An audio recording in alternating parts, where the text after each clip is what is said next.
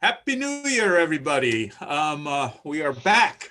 Episode, I think, is 34, right, Taro? I think we're on 35, aren't we? Oh, are we on 35? Well, it's number one of 2021, which we hope is going to be a better year than 2020. Yeah, and I'm joined, as always, by James McKeown of No Braking Podcast, and Taro Koki, who makes all this happen, president of GT channel. And today, Craig Lieberman of Fast and Furious fame and the R34 right there, right behind him. I think that's an R34. Yeah. But before we start the interviewing process, I just thought, first I'll start with James. How was your last couple of weeks, Christmas, New Year's? Well, it's probably very different to yours, Sam. I mean, I spent lots of time. I mean, there was numerous concerts to go to, sporting events, family dinners, you know, all sorts of things on the go. It was like nonstop here in Southern California. It was like I didn't spend a minute at home, basically, is what I'm saying. What are you saying? I just don't understand. I'm in Southern California, and there was nothing to do. Oh, that was in my mind. Sorry. Yes, I exactly. thought, yeah, sorry. I get confused by leaving the house and just in my mind. Wow. Well, you know what? Good for you to have such an overactive imagination. So I hope you went on some really nice, trips, right? Yes. No, we didn't. None leaving the house aside from to get groceries and walk the dog. Okay. So a quiet New Year's for you, huh? And Christmas as well, yes. And Christmas. How about you, Taro?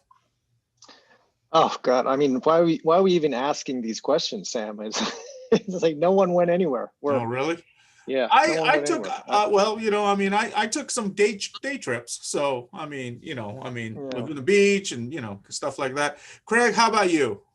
I've been living the quarantine lifestyle ever since I got married, so it's no big adjustment for me. Dang, I was just hoping someone out there would have been breaking the quarantine, maybe snuck out somewhere, but. There are a few restaurants in Orange County, guys, that are, kind of open to outdoor dining that they shouldn't be. So I did eat in some of those places, and it was outdoors, so I felt pretty safe. But otherwise, yeah, I guess there wasn't really not too Well, much. you are a wild man, Sam. No one can tame you, and you just take rules and you just throw them out the window. You just cast them aside. Well, speaking of throwing things out the window, but yeah, there's a lot of stuff happening in Washington, D.C. today, just to give you guys kind of what's going on in the country, especially people who are outside of our country. But we still decided to do this show, so that's our commitment. We're on the West Coast, so we're safe. Carl, come on, man! You're like blowing all my dramatic buildups here. So, anyways, let's get this interview going. Craig, great to have you with us. Taro, you are our import guy, so why don't you get things rolling? Yeah, I'll get it going. Craig, welcome to our show. How are you doing? I'm doing good, man. Good start to a new year. Not really politically, but otherwise, I've been pretty lucky. The cars and coffee was still going up until a couple of months ago. Yeah. And there were still some activities. You pop in with a mask, keep your social distance and all that. So you guys know you live in Southern California. I mean, this is the hub for all the cool car shows, really. Mm-hmm. So got to still partake in the hobby, but it's been an adjustment. Yeah, I was just on a call with the guys from Caffeine and Octane, the guys that run those big events out on the East Coast in Georgia mainly. And they were saying that they're still like full blown. They're going all out. They had like hundreds and thousands of cars out just a couple of weekends ago. So they're still going strong, man, on the East Coast. You see, James, I mean, there are things, people are doing things. Well, I know that, Sam, but I also fear for my life. So I'm happy to be inside in my pajamas, rocking it out. Let's be honest here. I'd rather make it a few years as opposed to just spending a few minutes outside. Let's be honest. Well, your GT channel T-shirt, right? Of course, yep. There it is. Craig, I like your T-shirt too. Yeah, this was on the back is a picture of that blue GT-R that the guy Max Boost created some 20 years ago. Oh yeah, I remember that. Remember that? Boost. Yeah. So the guy sent me. Dennis. Dennis. Right. Cal. I can never pronounce his name. Nice guy. So he said, you want any shirts? I said, I'll take 5. I don't care how much they cost. I want 5. My neighbors probably think I wear the same shirt Monday through Friday. Go to the, and I tell them what, I have 5 of these, but yeah, it's, old school. All right. So Craig, great to have you on the show. I mean, we talk about the GT-R probably the most out of any car. GT channel audience are all about GT-Rs and all about, Paul, and explain to our audience what exactly you did for the greatest automotive movie franchise of the world. All right. Well, I was a technical advisor. If you'll see it misquoted in various print publications or online, saying I was a director. That wasn't me. I wasn't the script writer. You can only give me so much blame or fame. Okay, that's it. Let's be honest. So I was standing at a car show with this yellow Toyota Supra. I had this older gentleman came up to me, started asking me questions, invited me up to Universal. They saw my car, they liked it. I took the actor for a ride, Paul, and the director for a ride. They said, okay, we're going to hire you. Technical advisor, started a 3-year adventure. I was in charge of finding all the Japanese tuner cars, recommending the parts and all that kind of stuff. And it just went on and on and on. Helped with the script and the dialogue, trying to give them consultations, so forth. Recruit all the cars that we used for the first movie, then did pretty much the same thing for the second movie. So that thing went on forever. So you worked on the first 2 movies, right? And so I think 3, yeah. First 3, okay. I give you a lot of credit for, I think the world owes you the credit for making Fast and the Furious like really not miss, the target in terms of like authenticity. What would you say that would be true? Thanks for the credit, but honestly, Rob Cohen was a sponge. He literally went out and observed a street race. He literally went to hot import nights and took a look at cars. The casting calls that we had at Universal every Fridays, I'm getting ready to drop a video on this whole topic, but every Friday, RJ DeVere and I, he was a co-technical advisor, we would invite a bunch of friends. This was before the internet was kind of a thing. There was MySpace back then. Yeah, hey, we're having a casting call for this movie called Redline. You should bring your car out. Here's the cars we're looking for. So, he wanted to keep it authentic. They wanted to do the stereotypical thing too. Things like the graphics and the giant wings and the aggressive body kits. So he was trying to absorb everything. The Bo Suzuki trend in Japan. We were showing him options magazines. We were showing him all the videos from Japan, and he was trying to capture that, but keep it real to the USA, because USA has always been a little bit, probably a lot slower and a lot further behind than the Japanese market, because we look to them. But they just jumped in and said, okay, this is what we want to do, and you're going to help us. And so that was my job. Cool. Did you in your wildest dreams think that it would become what it did become? Can I use curse words here? Yes, you can. You if you try not to. It was watching it being filmed was fun to watch. But I had never been on a movie set before, and we were sitting at Race Wars, that event out in the desert, and we had to move the crowd from over this corner of the lot over to this corner to make it look like we had people there. Right? Nobody wanted to come out to the desert for 5 days and film out there. But at the end of it, I came back and I said to my wife, she goes, well, what do you think? How do you think it's going to be? Straight to DVD. Straight to DVD. Straight to sorry, I lied. Straight to VHS. VHS. We're dating ourselves, but yes. Right, that transition. But honestly, watching them film it, I saw it, and they invited us. All the people who own the cars were actually real people. And we got invited to the Alfred Hitchcock Theater on the Universal's back lot months before the movie came out. The music wasn't done, the editing wasn't done, and we looked at it and we watched it and said, I don't know, man, straight to VHS, dude, straight to VHS. But there were some good things there. And then when the movie, I went to the Hollywood premiere. I was very lucky to be invited to that thing. Walked the red carpet, people taking pictures of me and my wife like we were somebody. Whenever you can hear the whispers, who the hell are these people? Who the hell are these people? And take it anyway. So we go through that, and then I watched the movie four nights later when it debuted in actual theater in my local theater. And the hijacking scene, people jumped up out of their chairs and they cheered when that scene was over. Now, I'm old enough to have watched Star Wars in the movie theater when it came out. Okay, didn't see any of that, and any movie I've never seen anything like that. And they were right; it was a hit. Yeah, I mean, granted that back then, I mean, no one even knew who the actors were, right? I mean, none of them were big stars. Paul had just bought a silver R34 GT-R from MotoRex, and we were traveling with that car. He and I were sent out by Universal to promote the movie before the movie came out. And I remember I think it was Cow Palace at Hot Import Nights or Seattle, one of those shows. And there was a long line for people to see the car. They didn't give a shit who Paul Walker was. Right. They didn't know who he was. And everybody's like, what are we standing in line for from an autograph? And I'm standing 10 feet away listening to this. Who is that guy? I don't know. That's usually what happens to me, Craig. So more so than me. So, James, are you okay? I mean, I know talking about these movies makes you cry, brings tears to your eyes. It are you really, all right? It really does bring tears to my eye. Yeah, I'm making it through, but the thought of my first time seeing Fast and Furious is making me tears well up over here. Is it allergies? You all right? Something like that. Yeah, I'm okay. I'm making it through. Right. And that's it. It's the nostalgia, That's what keeps these things going. There's two groups. Two groups of people. The OGs, I just put everybody in that group. If they were young and impressionable and getting into cars at that time, we remember what the first movie was. It was special, right? It had the proper sound effects. Up until then, they were using V8 sounds for import cars. They weren't showing accurate cars. They were ricing everything out even more than Fast and Furious did, all that stuff. And then Too Fast, Too Furious came out, and there were some good cars in there. And then Tokyo Drift, which was my favorite of those early movies, that was the most authentic, realistically speaking. And that's great. And now there's everything else. Fast 4 through 7 or 8 and 9's coming out. It's a heist movie. So there's the OGs who love the old movies and won't watch the new stuff. And there's other people who say, I just like it because cars get blown up. Yeah.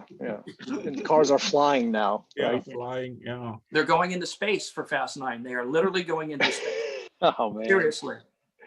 Well, that's how are you going to up, 8 and 7? It just the stakes have to get higher and higher. I mean, Well, the star, right? Yeah, and the star power has just increased too, right? With, yeah. Get Dwayne Johnson, Jason Statham, Charlize Theron. I mean, amazing. And then the original had, still had Vin and Paul and was it Devon Aoki in the original? Or she was in 2. Devon She was in Aoki. 2. Okay, yeah. So She, as you know, is the daughter of Rocky. Rocky. Yeah. Okay, And yeah. Sister of And and I think sister of the DJ. DJ, yeah. Steve. Yeah. So Steve Aoki, yeah. So Yeah. pretty So crazy. Craig, did Paul already own an R34 GT-R when the movie came out? I know. I know you took him to MotoRex, right? You actually brought him to MotoRex. Yeah. So Paul was going to buy the black R34, and he drove it for a few months. There was a guy who did a video with him. I forget his name, Mark Fernandez. I forget the name of the company that did it. It was a young DVD company, and he sat in bleachers, and Paul was talking about this black R34. Paul gave it back to them because I think he said it had some paint work on the car. I forget what it was. Sean Morris might remember. Yeah. But then I wind up buying that car. So I had both the cars at the same time, the orange Supra and the R34.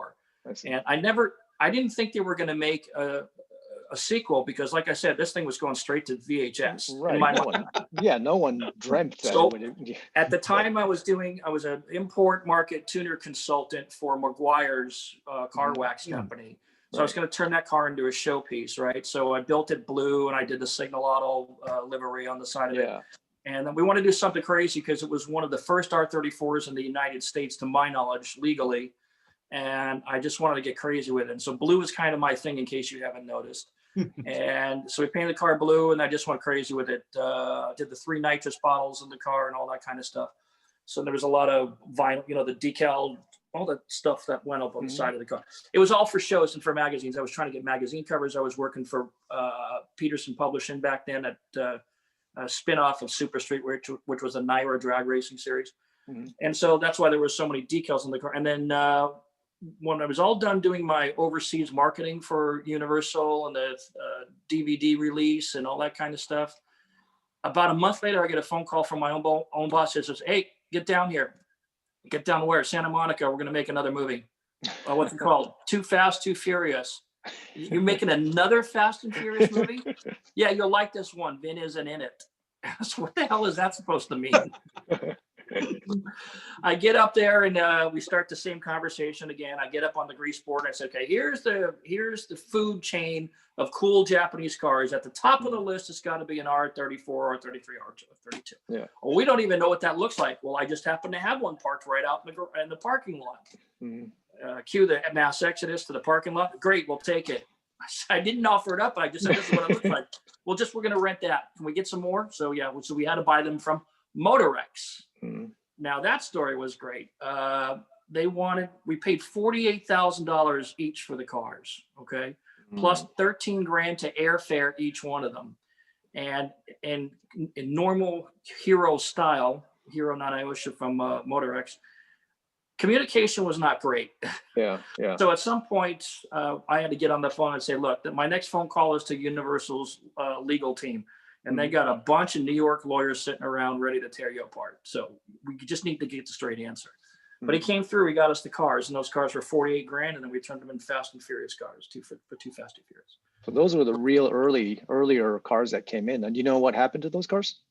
Yep. One is still sitting at Universal's lot here in Hollywood, California. Oh, the yellow car, which actually came from Andy at Middlehurst Nissan in Great Britain, that car was gutted, roll caged, and turned into the jump car.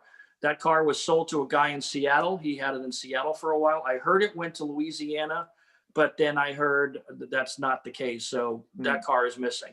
Okay. My actual car that I sold to a person who then in turn sold it to another person is now black, doesn't look anything like the movie car, and is sitting on the East Coast in a private collection.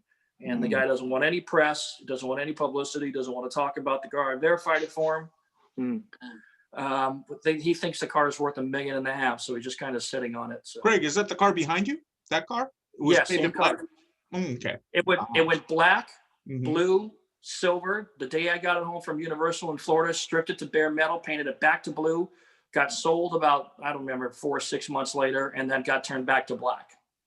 You guys bought that car for $48,000. That means you guys. What? I bought that car for $78,000. Oh no, not that one. The Universal ones, right? Yeah, the other ones. $48,000. That sounds kind of cheap. They weren't federalized.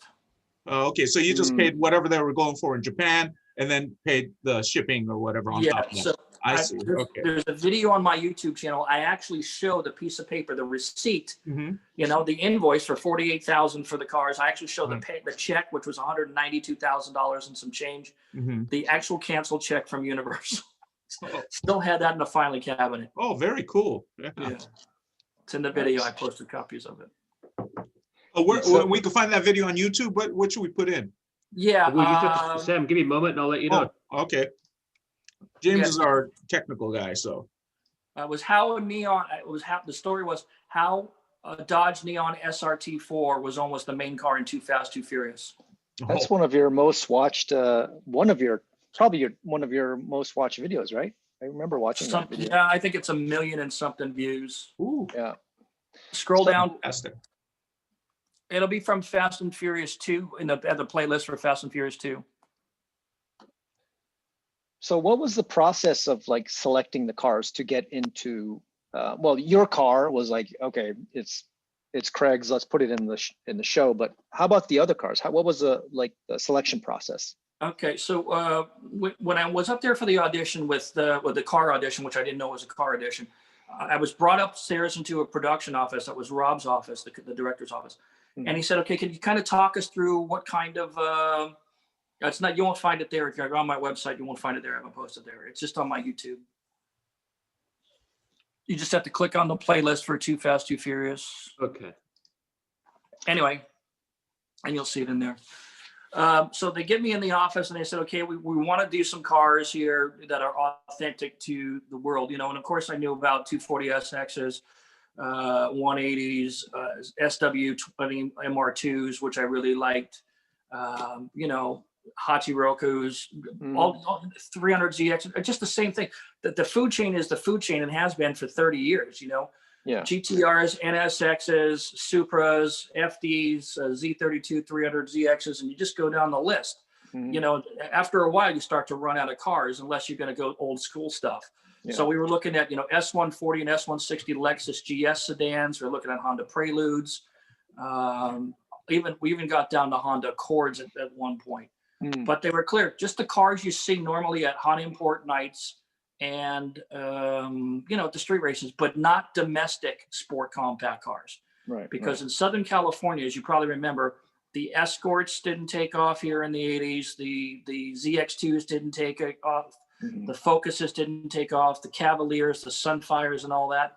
They just weren't popular or hot here in Southern California. That's all East Coast stuff. Yeah. So we kept those cars out. So I just made the recommendations and they said, okay, this is the list from which we can work. Mm-hmm. Now we need to see some examples of this. And at the time, it was very difficult because we just had MySpace and the automotive forums. Mm-hmm. Now, back then, I was on a lot of automotive forums because I had gone through quite a few cars at that point. I always used my real name, thinking to myself that I just don't want to be one of those keyboard commandos who hides behind a keyboard.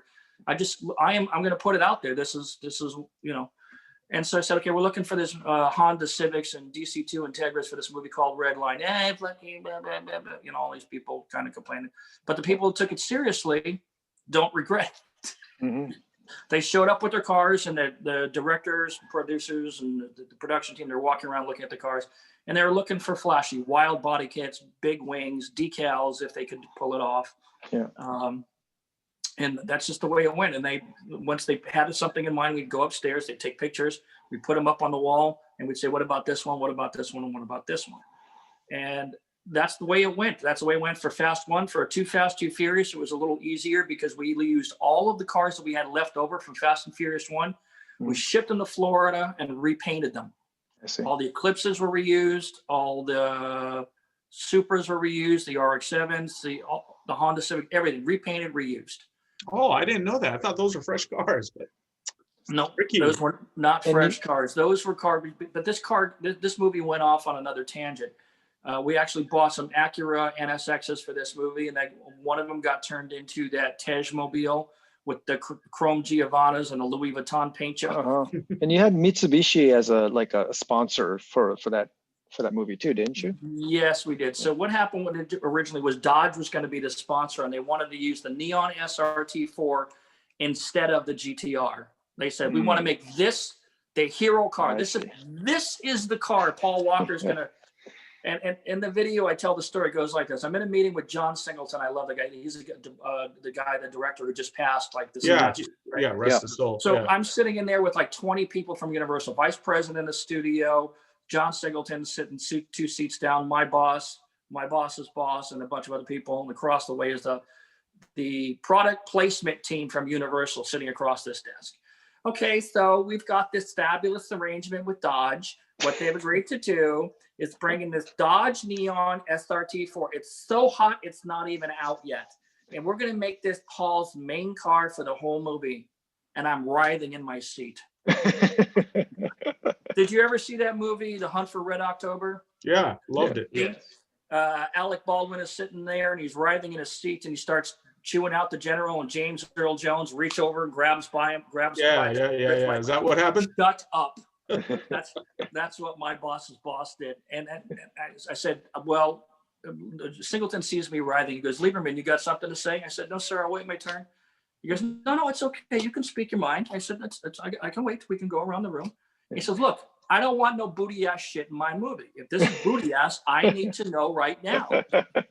And I leaned back like, I don't know what got into me. I don't know what got. I leaned back like Tony Soprano, and I went, well, you can put lipstick on a pig, but it's still a pig.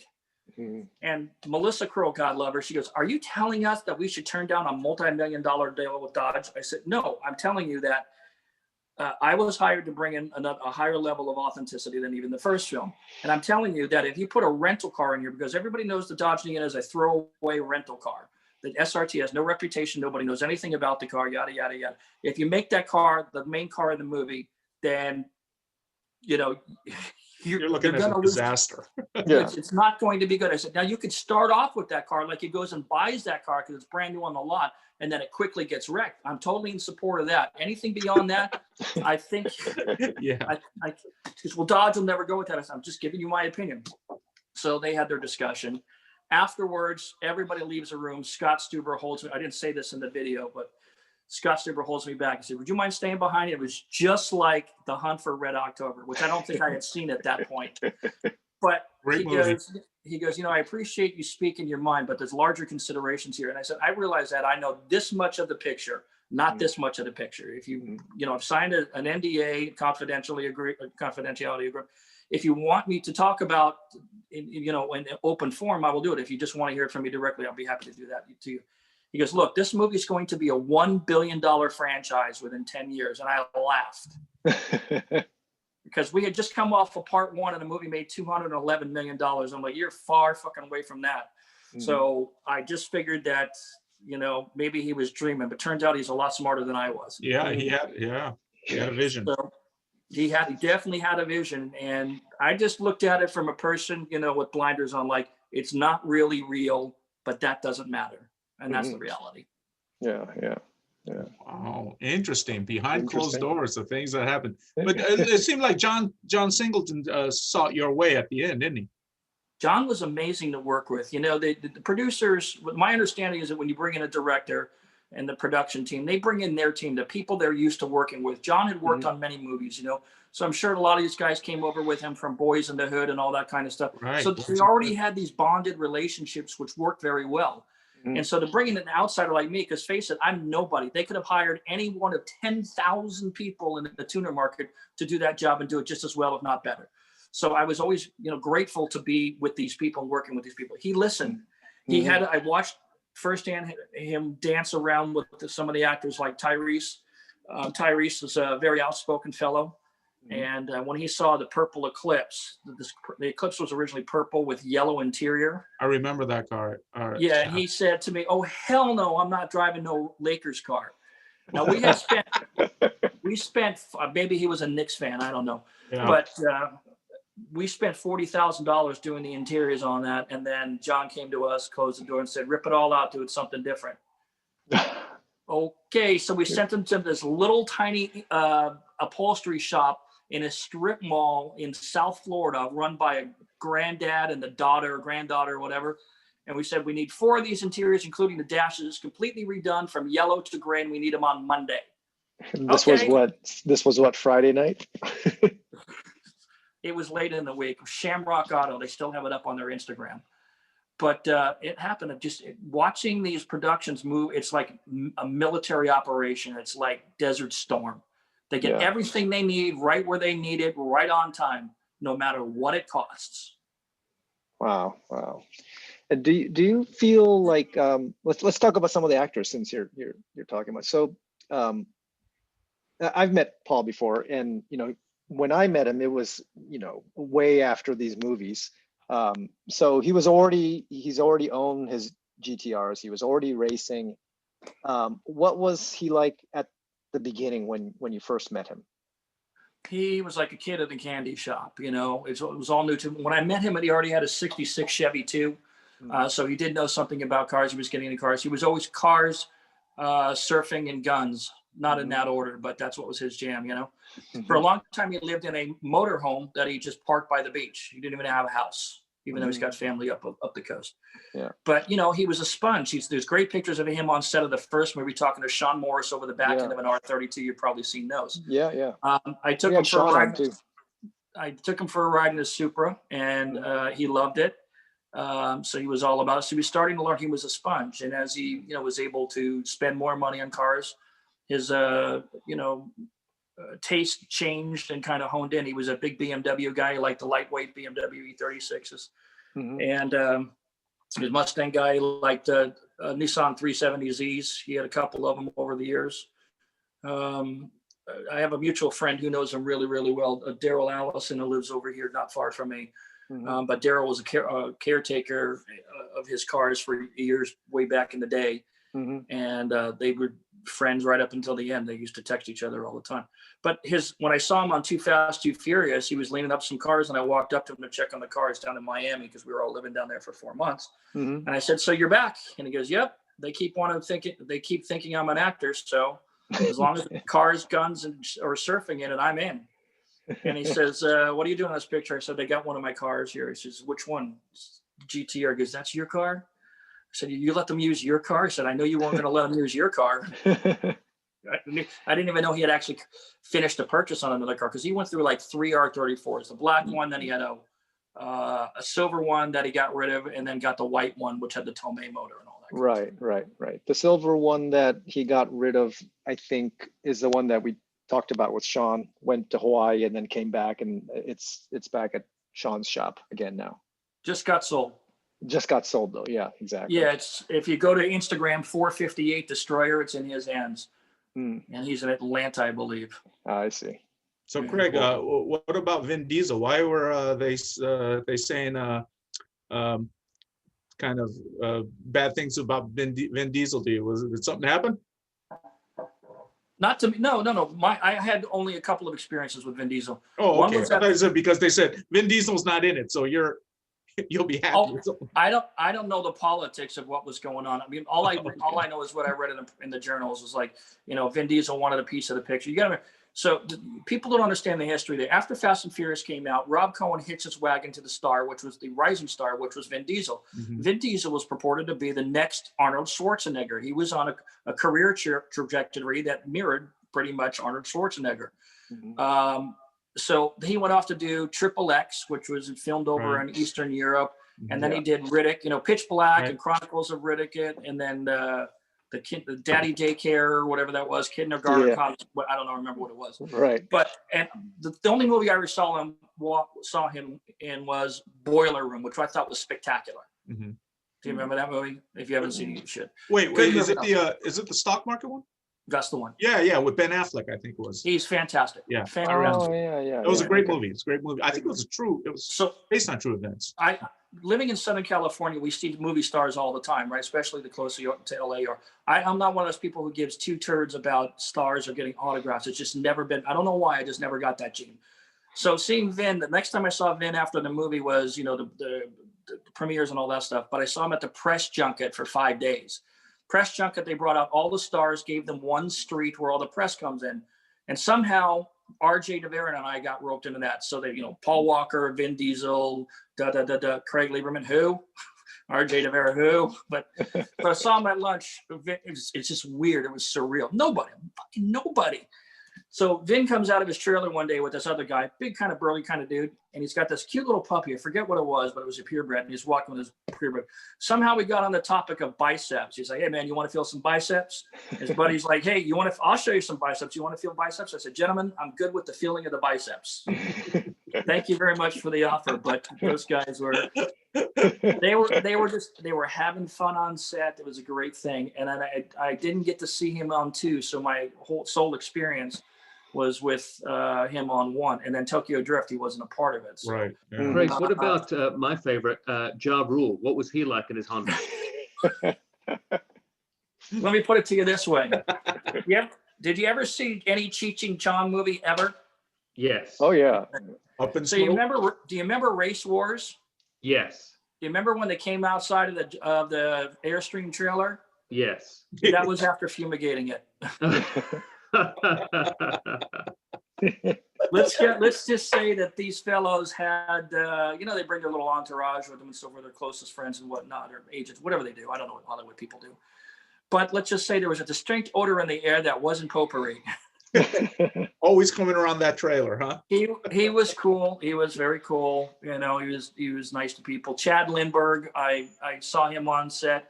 Talked very briefly about cars and so forth, and just asked some basic questions. That was that. I didn't see him again until Montreal 2018, when we were both asked to appear at a car show up there at some beautiful racetrack up in Montreal. And he comes up to me, he goes, "Man, can you believe they're still talking about this 20 years later?" I said, "Yeah, they're just like my wife. Any mistake I made 20 years ago, she's still talking about it today." Hopefully your wife won't watch this podcast, or you're going to be everything I say about her a joke. She's a wonderful lady, wonderful woman. Craig, can you get into things you've done apart from Fast and Furious, or post Fast and Furious, and stuff you're up to these days?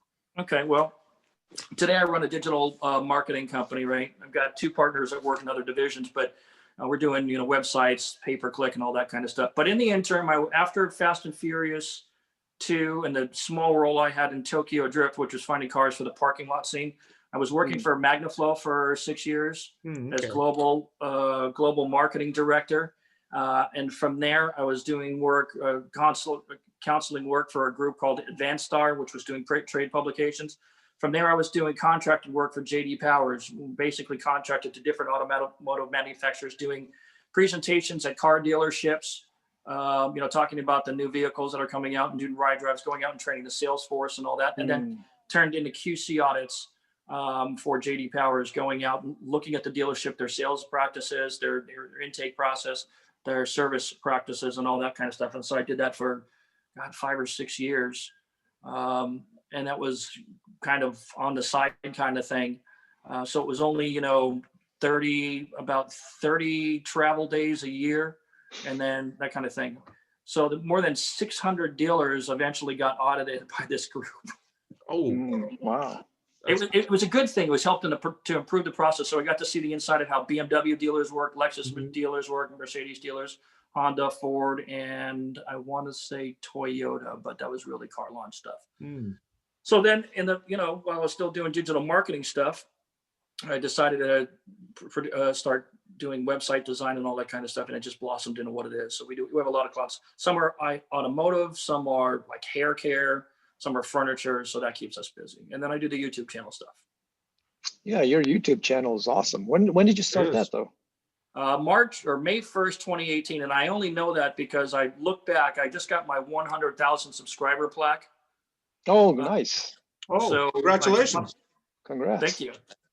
So it's up to about 130 something subscribers. Yeah, 135.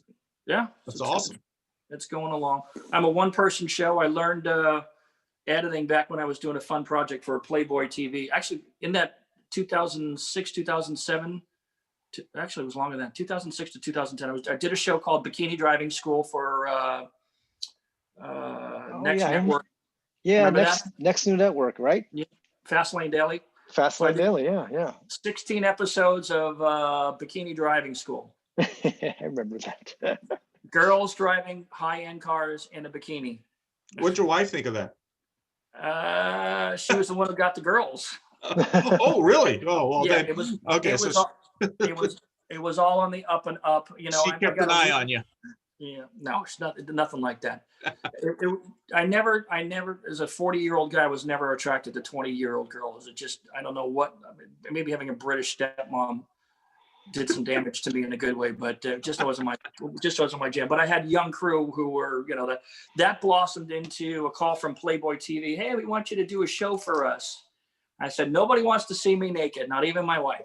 It's not that kind of show. It's a kind of show.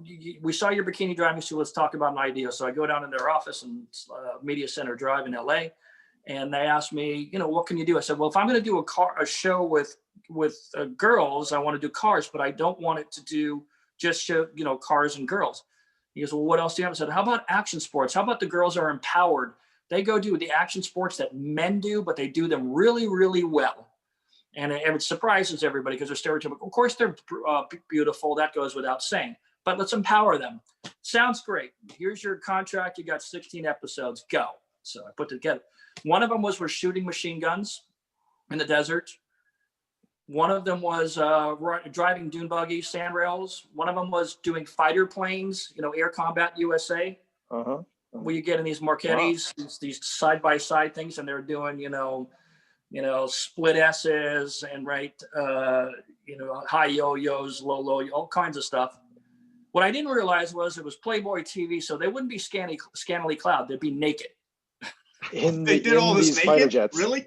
They did it naked. The fighter jets, they had to wear a jumpsuit, but it was unzipped down to God's green earth. So. When was this? What year was this? Sam needs to go find it. Sam's gonna go search for it. Oh, I have the footage. There was a great one when we did ultralights. Ultralights are like hang gliders with engines, right?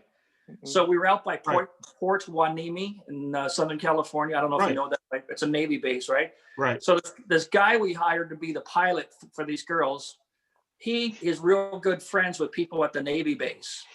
The girls were naked for this. Literally in a hang glider. Those Navy guys. When they went by the tower at Port Hueneme, he kicked a bunch of hard right rudder, which pitches the nose to the right. And he gave everybody standing out there on the tower a full frontal shot of this naked girl. That's precision piloting, man. I tell you. He lands the ultra glider, and his partner comes running out of the hangar. Goes, "You got a phone call from Colonel so and so. Commander so and so." And he says, goes in there. Oh, we lost your video, Craig. Sorry, somebody called in. I didn't have it on D&D. So anyway, that was a conversation, but it was 16 shows or 16 episodes within 16 shows, or 16 segments within 16 shows. So it was girls driving race cars and all that. It was fun. When was this? This was like 2010.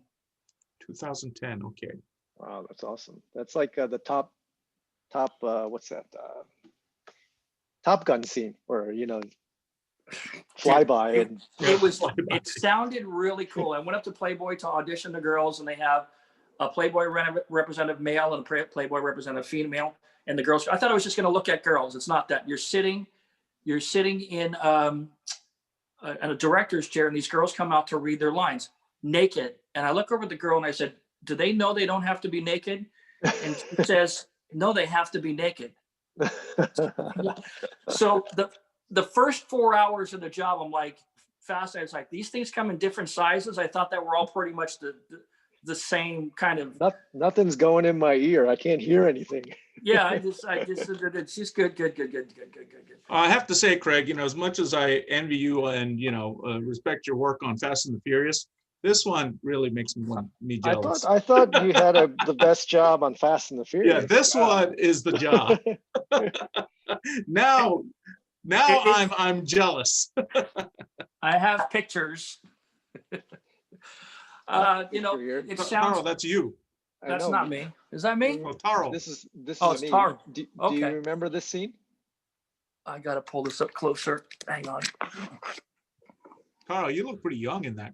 Yeah, this is from Fast and the Furious, the Koreatown scene. This is, I think, 3 or 4. This was Tokyo Drift. No, is it? No, Is there's a this from Ford Tokyo? GT in the back there. There's a Ford There's an GT. Evo. It'd have to be after that. So the GT came out in 2005, so it'd have to be after that. So. I think it's 3 or 4. So they had the scene. Well, 3 was Tokyo Drift. Yeah. Oh yeah, so it's got to be 4 then. More importantly, though, Tara, how have you not aged since then? Oh, No, he looks pretty young there. I look pretty young He here. looks So pretty young there. this is our GT Channel 350Z that was in the movie. Oh, really? Wow. Yeah. So we. You we guys brought, own that? GT Channel owned that? Yeah. Oh, We still have it. This became Dai's drift car in the Middle East, and he also did a time attack event in this car too. Okay. Where's the car now? Yeah, good question. It's in the shop. This is the one that the Z that it's been in the shop for about, I don't know, since then probably. Does it not run? California? It runs. This is the one, Sam, that I wanted Tara to sell to me so I can start my. Oh, this is the one you're talking about. Okay. Yeah. So Well, we brought. Sorry, go ahead. Oh, so we brought this car. This was a SEMA car. This was in the Nissan booth, and we brought this car and the Mines R35 GT-R. That the R35 just came out, and Mines built one, so we brought it to the shoot. This is when I first met Paul. Yeah, and Dennis McCarthy was the guy. Yeah, by that time. 2007, 2008 then, so it had to be 4 or 5. 4, because 5 was in 2010, so it was 4. I see. Yeah. I have an R35 too right now. That's my jam. Is that your daily driver? Yep, my wife's got an Audi S3. She's a Porsche gal. She's this little 4'10.5" Vietnamese girl, right? But she doesn't speak any Vietnamese. Doesn't cook it either. But you have an R35. Wow, is that your only car right now, or do you have a nice collection of? Nope, done with the collection. I'm completely over it. It's just too much. It's not worth it anymore. You can only drive one at a time. And you need to store it. You need a place to put it. I hear you, man. I've been through 43 cars in my life. I've had 2 Diablos, Porsches, M3s, 1,000 horsepower Supra, movie cars, all the bullshit and all that kind of. I'm over it. I've done everything I wanted to do.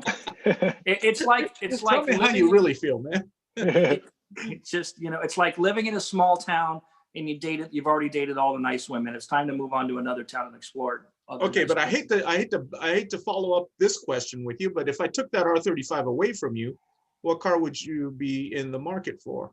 McLaren something or other, probably. Ooh, okay. Oh, Yeah, McLaren 720 or 650 LT or something like that. won some points with James there.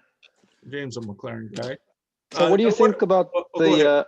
so what do you think about the 25-year-old rule coming to almost the R34 in a couple of years now? We have 2 more years, I think we have, until the R34 becomes legal. 2024. Well, we all know why the 25-year rule was made. You all probably have a really good idea why that came into play. I think the values are going to go up. You know, it's supply and demand. You know, there was only 11,100 and something GTRs ever made, or 12,100 R34 GTRs ever made. And you got to figure, you know, at least 15 or 20% have been crashed, burned, stolen, chopped up, you know, gutted for parts, turned into race cars and all that. That leaves 9,000 or so to satisfy the entire pent-up demand for 25 years throughout the world, not including Australia or Japan or Great Britain, where they already sell those cars. Yeah. So we're seeing the prices go up. I mean, it's no surprise these cars are $150 for anything halfway decent. Mm-hmm. And if, you know, these cars, then you're going to start getting the roaches, because everybody in Japan was still smoking until yesterday. You know, they still do. Still smoking in Japan. Still smoke. So there's cigarette burns in these cars, and the cars smell like cigarettes and all that kind of stuff. I don't mess that up. If Sam, you've driven everything. Taro, you've driven everything. James, you've driven everything. Speaking objectively, I mean, seriously objectively, it was a great car for its time. It's pretty good, but it's no better than an Evo 10 or an Evo 9. What, the R34? Yeah. I don't know, man. I like the M spec. When I drove the M spec, I go, yeah, this is a really special car. I thought this was really good. And yeah, I liked it better than the Evo back then. I mean, you know, it's just because it went straighter. It tracked better. It felt a little more complete. And I love the Evo. And, you know, Hiroshi Fuji, he was a great friend of mine, who's the guy who was in charge of the Evo 9 and Evo 10.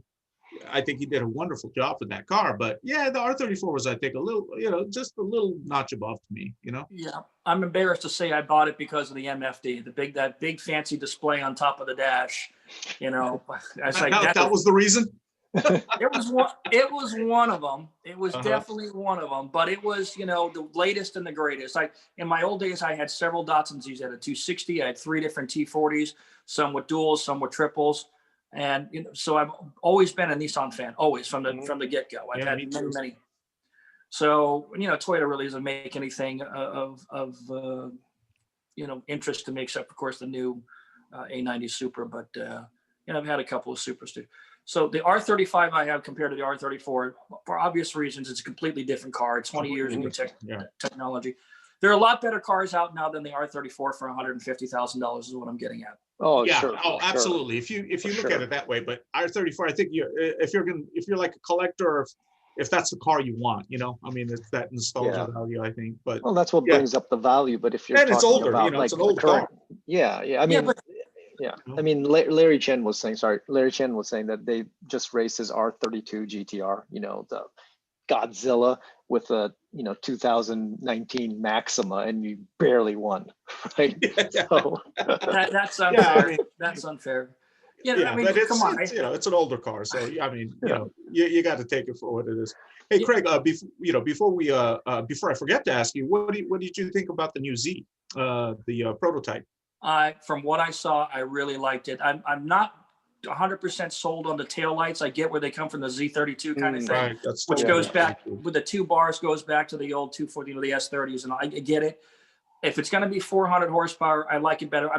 As I've told everybody else, if with the new A90 Supra, if they had given us the FT1, okay, with that long hood, right? The show car. And no BMW interior, you know, because I hate that Cytec joystick they use in BMWs for the gear shift lever. And I think given us the wraparound dash, I would have probably bought one. But it's a wonderful car. It's just too small for me. Doesn't have the proportions I like, but maybe later on I'd buy it as a commuter, but I probably wouldn't do much to it. But the 400Z, I would buy it and mod the hell out of it. I would love it. What would you mod? Well, you got to turn the boost up. Okay. You got to put. So it's already got 400, as you're alleging. but the GTR already had 545 or whatever. You turn it boost up. You have to do it. okay. TE37s, brakes, all the usual stuff. Yeah. Mm. It's not going to have a Veil side wide body Fortune kit on it, though. No, you don't want to put a veil side there. Lots of decals like your R34 back there. My cars are devoid of decals. There's no Good marks for on my you. car. Taro saw. You haven't seen it in person, right, Greg? What's that? The 3? The 400? Prototype Z. I was supposed to go down there. Sean Lee had an invite for me, and then I guess I got kicked off the list, and he gave it to Sung Kang. Oh, really? Oh, God. Well, Taro, that's why you saw Sung there, right? Yeah, I saw some pictures, but it's okay. Oh, yeah, Taro said it looks better, right? It looks much better in person. Yeah, it looks much better in person. Yeah, than in the more pictures. impact. The pictures don't do it justice. Especially the first pictures that came out from Nissan were not that, that great. The ones that Larry shot later in LA are beautiful though. Oh, the Larry one like makes- in the city, right? Yeah, in the city, yeah, they're awesome. But I would still tune it too. Just like, Craig, I would just do a little bit of modifications, but the car looks way better in person than it does in pictures. Plus, it's a manual. What's the Yeah, how can you dislike it? It's a manual. Yeah. Exactly. Yeah, It's been, I mean, I keep telling I do an Instagram live weekly. A lot of my people or my followers are younger, 12 to 29-ish. Mhm. I say, if you guys want these cars, you better start buying them up, because with everybody going to electric, we are living in the golden age of internal combustion engines and high horsepower cars. This is it. Mhm. The next 10, 15 years, this is it. Yeah, it is yeah. it.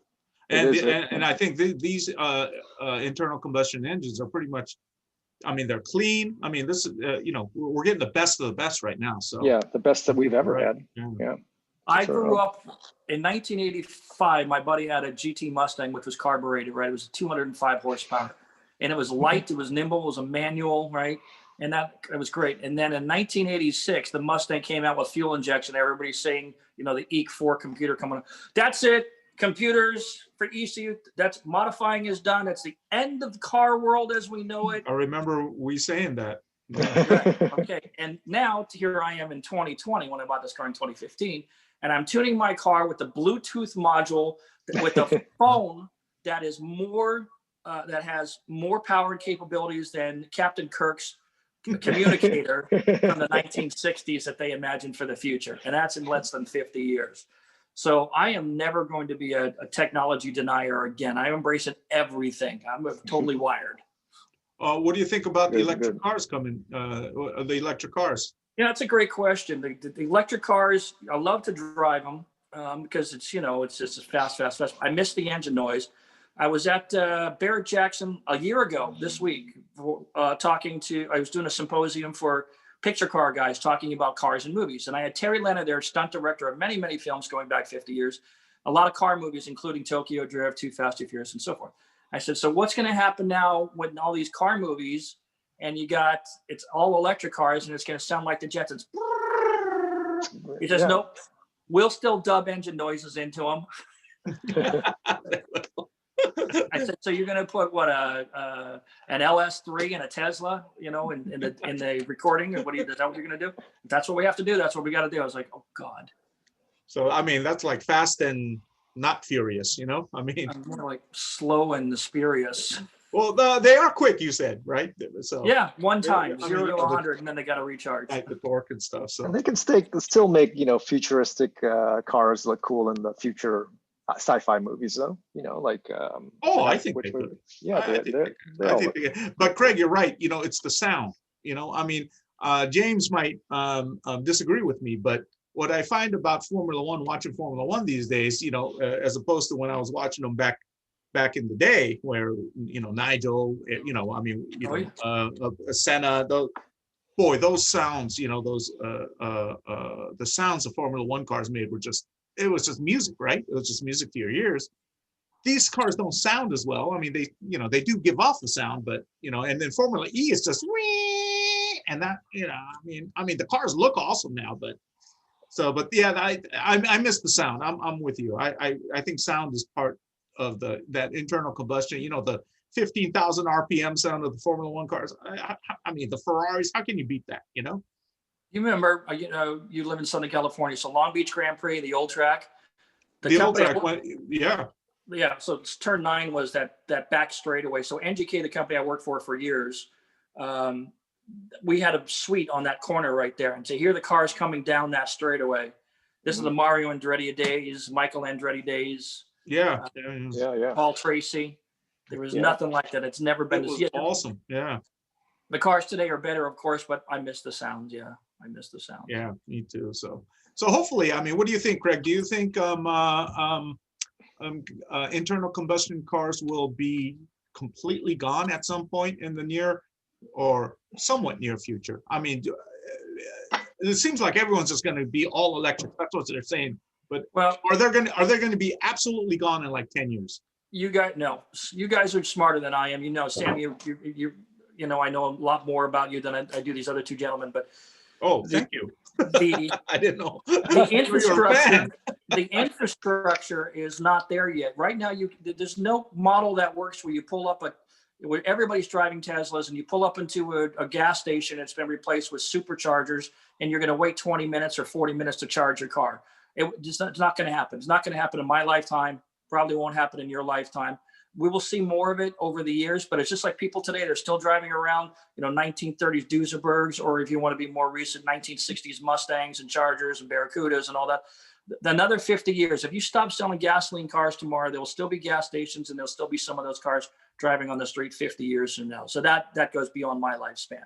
But eventually it's going to have to come until they start, embedding chargers in the lanes on the highways, which my prediction is that now that we've realized that people don't need offices to work at, people start working at home more, and companies will spend more money on automation and keeping people working, mobile.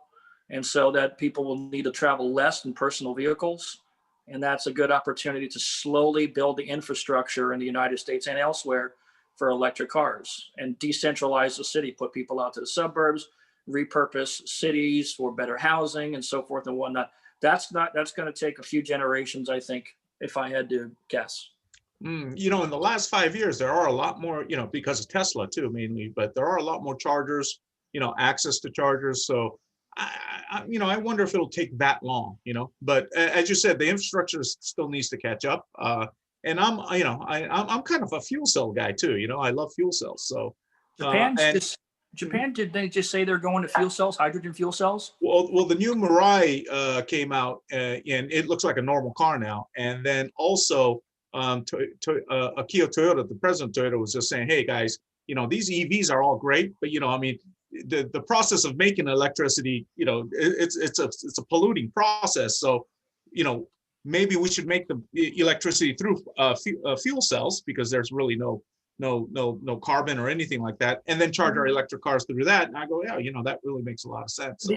The other thing is, if you know anything about the Apollo missions, they used hydrogen fuel cells to get to the moon, right? That's so right, in the 60s. Yeah, correct.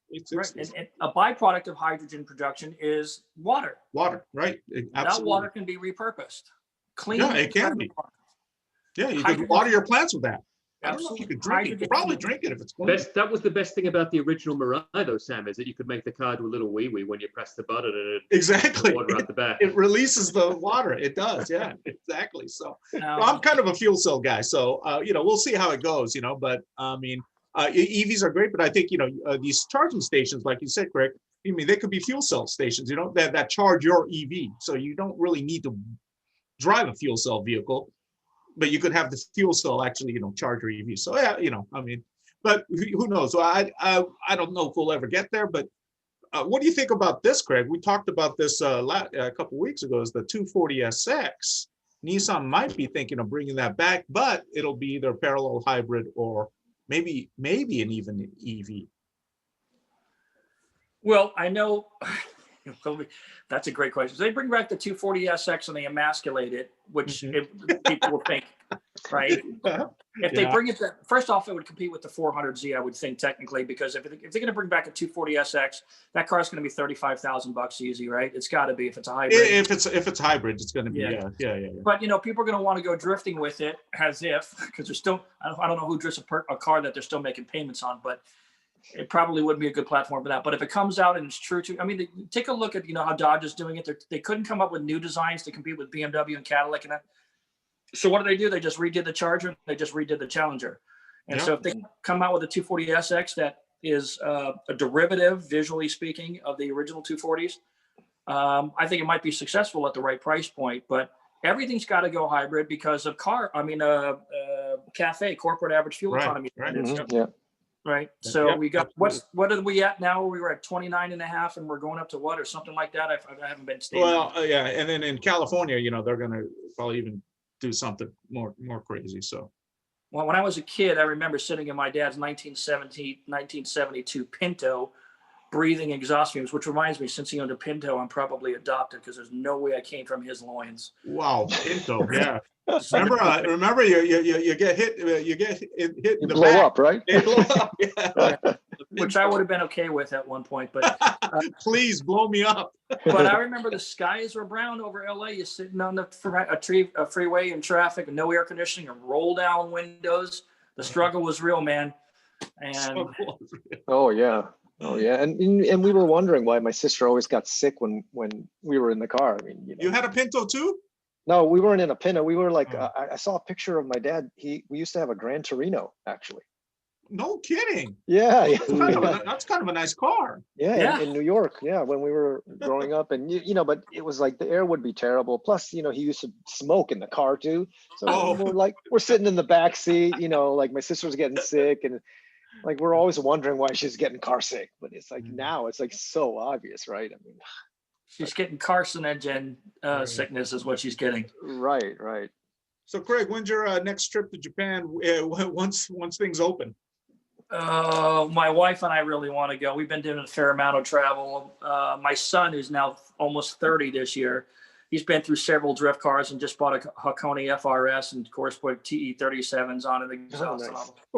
He's not a racer. He's a car guy. He didn't give a turd about cars until I brought home Fast and Furious cars. And then when I had the Supra parked in the driveway and all the kids on the street, the 12 to 18-year-olds would come by the car, my son would start giving them tours of the cars. So we want to go over there as a family trip over there and go do the Fujiyama thing. I lived in Japan for a year when I worked for NGK. So I got to see part of the country. Japan is my favorite country in the world by far. Absolutely by far. As a matter of fact, I'm studying Japanese again. Oh, dirty Japanese. Sorry, I meant this. Wrong one. There you go. Wrong one. Sorry, wrong book. Sam can tutor you on the other one. No, on the Japanese for busy people, I guess. All you need to know is a couple of words in Japanese. So. Aso desu ka? That's it. That's it. That's all you need. That's all you need. That's it. But it's my favorite country in the world. Spent a lot of time over there. There's just nothing like Japan. We definitely want to go, but it's gonna make a long trip. You got to go to Kyoto and all that kind of stuff. But you guys know. Speaking of Japan, then what's favorite Japanese car of all time for you? God. Not one to own. Just say, hey, this car to me. This is it. Yeah. I really like it for these reasons, but I really like it, number one. And it could be that R34 behind you because you have some. No, R34. I don't know. I don't even think the R34 would be in the top 5 of my list, but probably. Wow, really? Yeah. You have so much history with that car. I do. It was a play thing. It was like it's like marrying the stripper that you've always had your eye on. Damn, you and the way you. Craig, you're my kind of guy. Definitely Sam's kind of guy. That's for sure.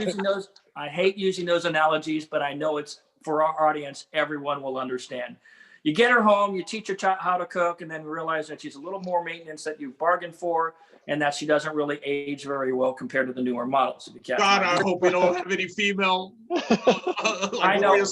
listeners. I'm all talk though. I've actually never been in a strip club except that one time in Japan, which was a hostess bar. But I got kicked into it. But Toyota, back to your question, Toyota 2000 GT, that's got to be up there. Okay, great. I'm still a huge fan of Datsun Zs. If you give me a G-nose Datsun Z, ooh, yeah, okay.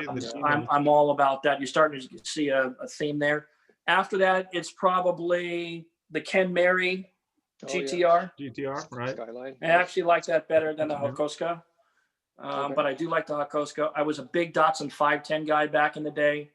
So, you know, Triple S Bluebird would be nice. Those are cars that I grew up with and I liked a lot. They're those special. are all awesome classic cars, man. Yeah. I mean, well, I mean, the 2000 GT is kind of an eternal car, you know, if you ask me. So, yeah. So How about some of the newer yeah, Japanese anything cars, new? Well, you talked about besides the Supra the a little bit. But, R35, you know, yeah, or the, R35, Hachiroku, the new one.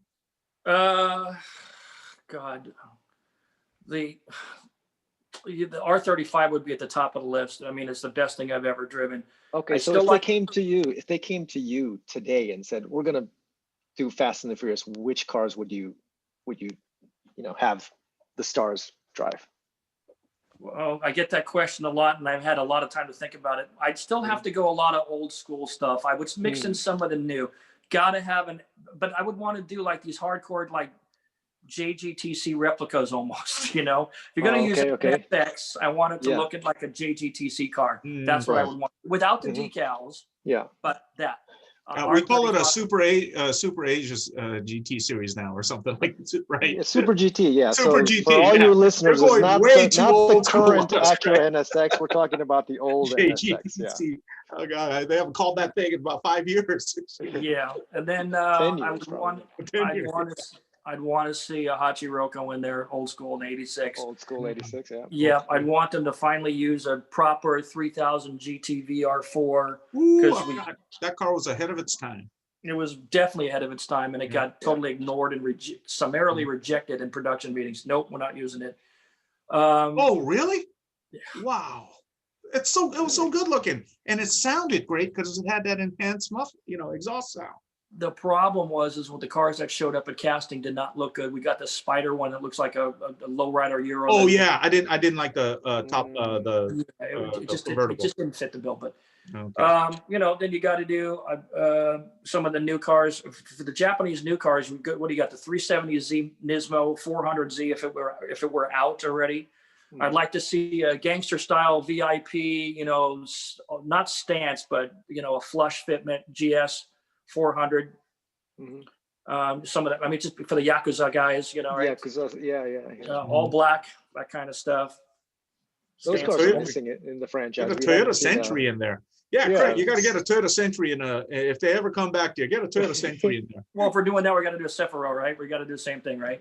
Cephiro, Or a JZX 100, right? President, a Nissan President, slammed. President. I like the Century.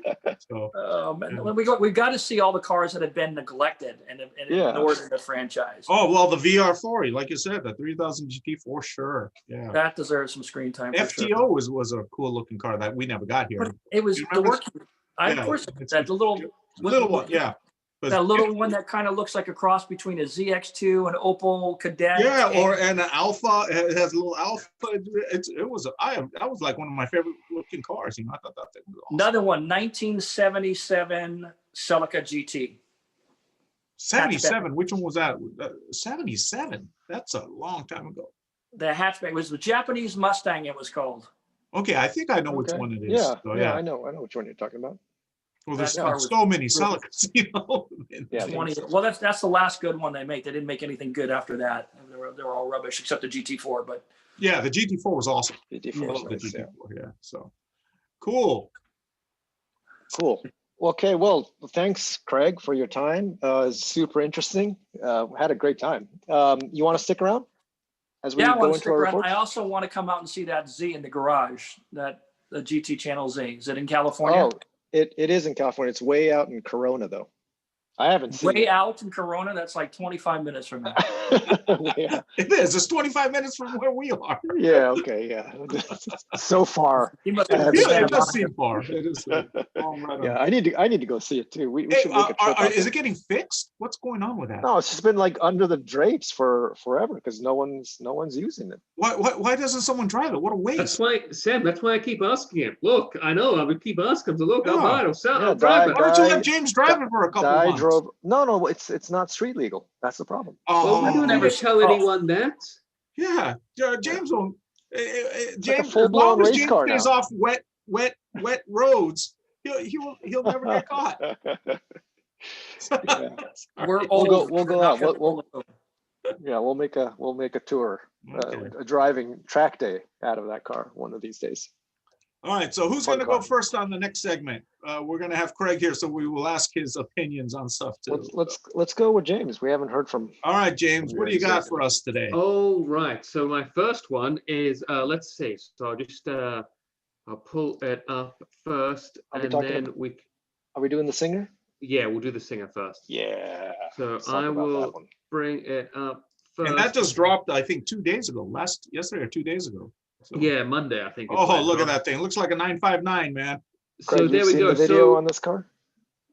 we'll get to the video eventually, hopefully, as we pull it through. So this, as I'm going to revert to my notes that I took ahead of it. So singers, obviously, we know they're rather pricey. One of those moments, Very but pricey. Yeah. Singer's motto is the relentless pursuit of excellence. And for this vehicle, they were looking to Porsche's rallying history, the 911 SC RS and the 959. And I was not aware of this, Sam, but you might be aware of this, that obviously you do, what was the first race that Porsche ever entered? What do you mean? Off-road? No, just Rally? race day. Yeah, it was the 1965 Monte Carlo Rally. Monte Carlo. Oh, yeah, okay. yeah. Oh. Yeah, so I didn't know that. I thought, yeah, I would have guessed it was one of the Père Dakars, because when I ran Père Dakar in 95, I think, yeah, there was a 959 there. It was awesome, It didn't win, but but it was awesome. So the premise behind this is it's going to be a reimagined air-cooled 911 as a world rally championship inspired all-terrain competition machine is the goal. Mm-hmm. So it's called the Porsche 911 modified by Singer for all-terrain use, all-terrain competition study. So it's rather mouthful. That's the name?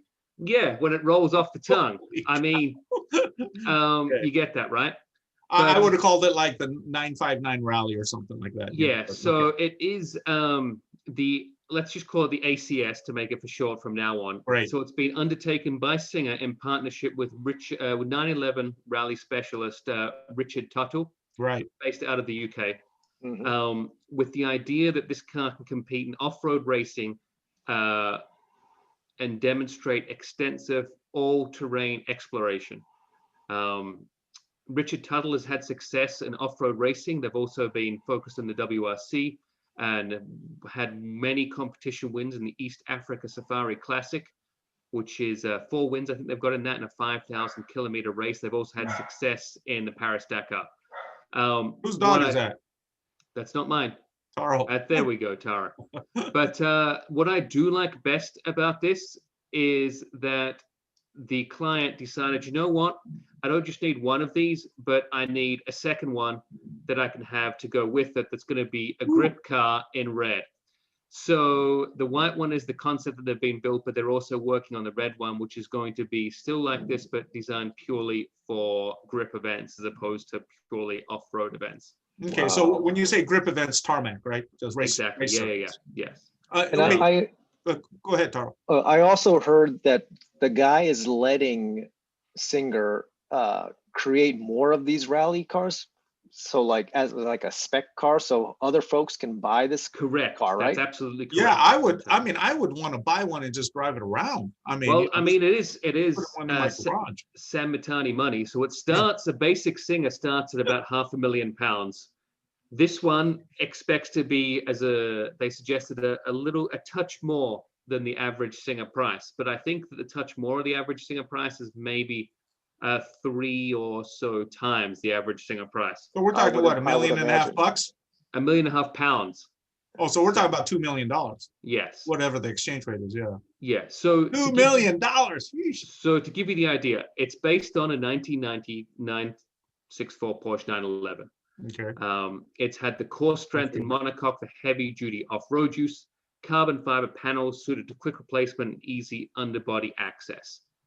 The engine is a 3.6 liter twin turbocharged air-cooled Porsche Flat 6, features water intercoolers with individual bank chargers and coolers housed within the plenum and cooled by a clamshell mounted radiator. One interesting note in those, as you see the interesting graphics there, that is a nod to the Rothman livery, is what they're going with there, which is interesting. it's at this moment in time, it's tuned for 450 horsepower and 420 pounds-feet of torque, but they have That's pretty room. nominal, you would have thought. Well, that's the Like base. 700. That's the base tune, Mhm. Sam, for testing at this point in time. But as it says, it's tuned for the demands of each event. Okay. It has a 5-speed sequential dog box enabling flat shifting, manual and paddle shifters capable, but it can be converted to a 6-speed sequential if need be for a higher top And speed. my mouth is watering. I mean, Check out the double dampers too. I mean, dude, and it's we're air gonna cooled. we're gonna get there in a second. So it's Yeah, the front, double damper. permanent all-wheel drive, front, center, and rear mechanical plated limited slip differentials, specialized long travel suspension with twin 5-way adjustable dampers per corner, 8 dampeners in total to share the load. Wow. 4-piston monoblock steel disc brake with hydraulic handbrake. As we get into the more rally stuff now, long-range fuel tank. look at the splitter on the front. Yeah, 2 full-size spare race wheels and the tires in the front and in the rear storage area. Full FIA specification roll cage and seats. Comes with a rehydration system for driver and navigator. State-of-the-art GPS and navigation system.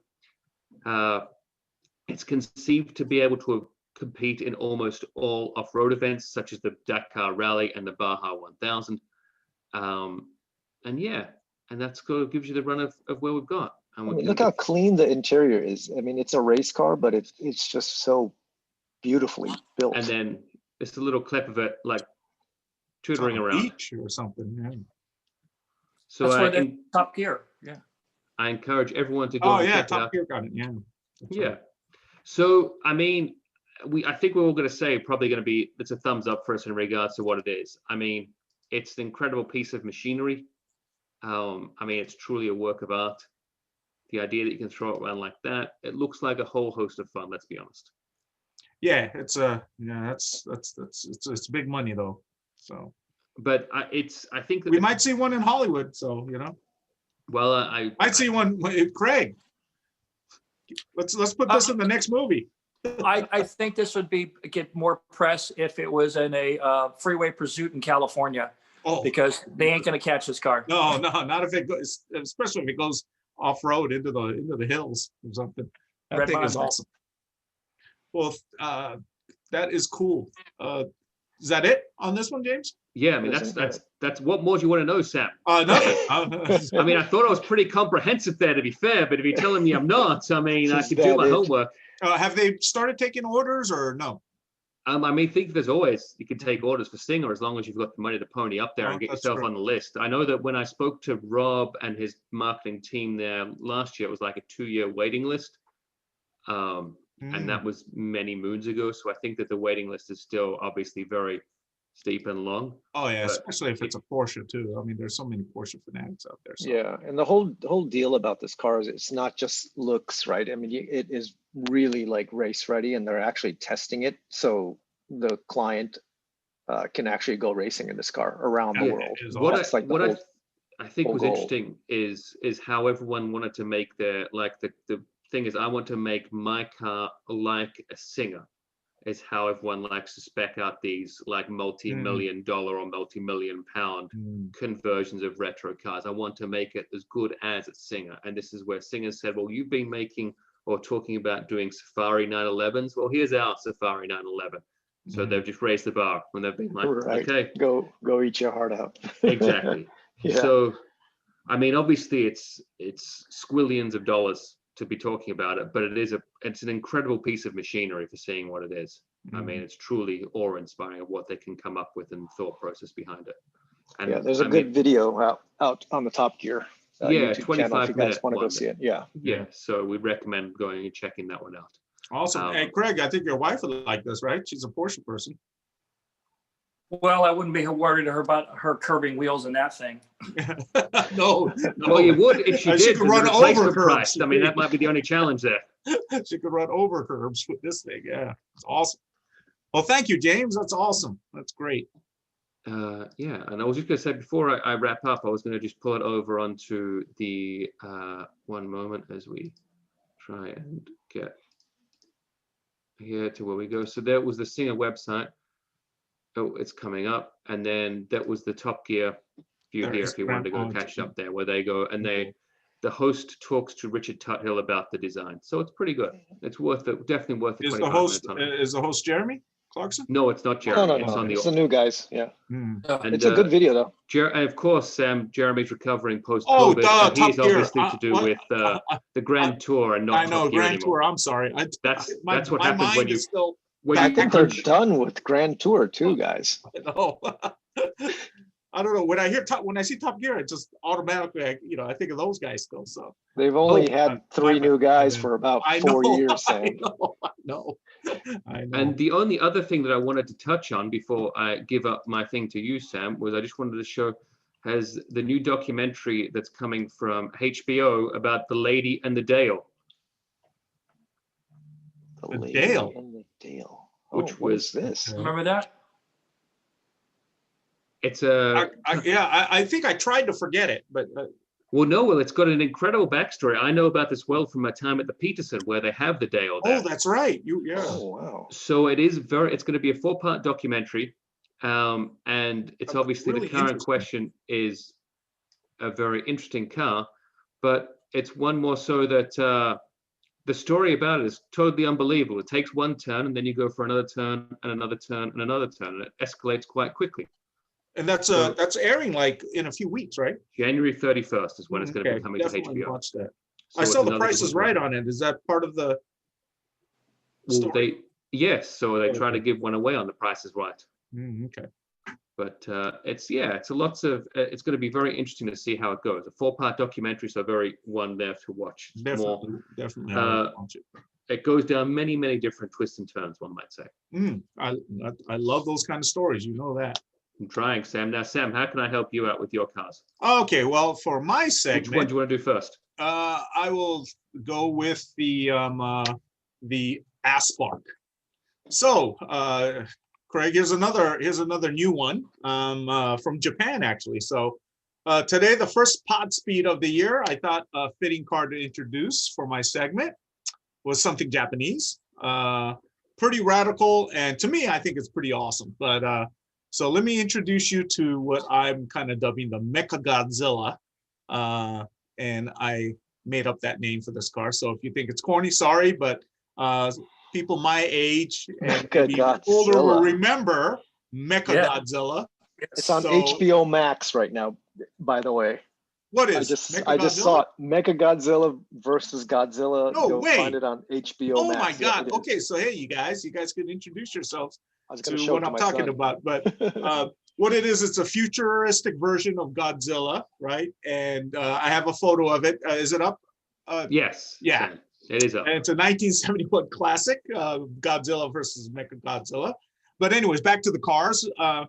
So why I'm referring to this car, you'll see, is the car I'm referring to is the Aspark Owl. And Aspark is spelled A-S-P-A-R-K, and owl as in the bird. So I don't know why they chose the owl. I think owl's a cool bird. But it's an all-electric supercar from Japan that was originally introduced as a concept in 2017. And this car, believe it or not, because I really didn't give it a shot of it ever seeing the day of light, but it officially went on sale last week. This car has been dubbed the fastest accelerating car in the world. So, and Aspark, which is the company, is headquartered in Osaka, Japan, so in West Japan. And last week they opened up a showroom in that city and they started taking orders for this car, the Owl. And customers in Japan, Europe, and North America can order one. I don't think they've opened it up to the rest of the world quite yet. So what do you get with this new car, the Owl? Well, for one, it comes with a 1,985 horsepower drivetrain provided by 4 electric motors. Torque is rated at a massive 1,475 pound-feet.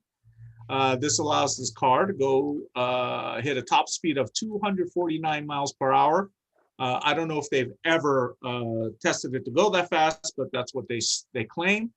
And they say it has a 249 mile driving range also. So, it's right kind of up there with the Teslas. And then according to Aspark, the motor's rotation speed is 15,000 RPM. So we were talking about those high revving gasoline engine RPMs in Formula One cars. Well, this motor's rotation is 50,000 RPM, which they claim is the fastest motor rotation speed in the world for an electric car. So last October, Aspark actually took this a prototype of the Owl and put it through its paces at the Misano World Circuit in Italy. And they claim it went from 0 to 60 miles per hour in 1.72 seconds. So it's on street legal tires. So under 2 seconds, 0 to 60 time. Oh my God. Yeah, I know. So it's a beast. It's Mechagodzilla. So yeah. Sam, where did they get the electric drivetrain from? I do not know. So it's not I Rimac looked then? all over the place and I couldn't find. I don't know if they outsourced it. But you know what? Here's the thing. Aspark is actually they're not a car company. They're in fact an industrial engineering firm, and that decided, hey, if Tesla could do it and Apple's building an electric car, hey, we could do it too. And they said, hey, if we're going to build one, let's build one with let's go all the way. If you're going to be a bear, let's be a grizzly. So they make other? No, right too? now, this is the only one right now. So okay. Yeah. So according to Aspark, they'll be building 50 units at first. 20 is destined for Europe, 20 is destined to Asia. Oh, I'm sorry, and the Middle East. Asia and Middle East, I kind of put together, and 10 for North America. So those interested in America, you guys who have $3.5 million to spend on a car, should get in touch with the Gables Sports Cars, which is a dealership in Miami, Florida, that deals with used exotic cars. The cars will be available through them because they are not a car company. They don't really have a dealership except for the one in their hometown in Osaka. Those who live in Middle East and Europe will have to, they have to go to their whoever their distributor is. So as I said, it's with the current exchange rate, it's about $3.5 million, which is a lot of money for pretty much a largely untested car. But if it lives up to the hype, it might be worth it if you have a lot of money lying around that you need to spend.